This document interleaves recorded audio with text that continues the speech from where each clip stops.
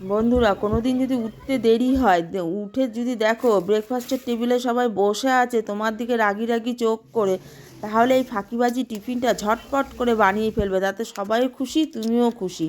প্রথমে দুধটাকে আগে গ্যাসে বসিয়ে উতাল তুলে নেবে, তারপর ঠান্ডা করে ওই দুধের মধ্যে আমি 3টে ডিম নিয়েছি, তোমরা চাইলে বেশিও নিতে পারো। ডিম নিয়ে তার মধ্যে নুন, হলুদ, গোলমরিচের গুঁড়ো আর চিনি দিয়ে ভালো করে ওই দুধ আর ডিমটাকে ফেটবে।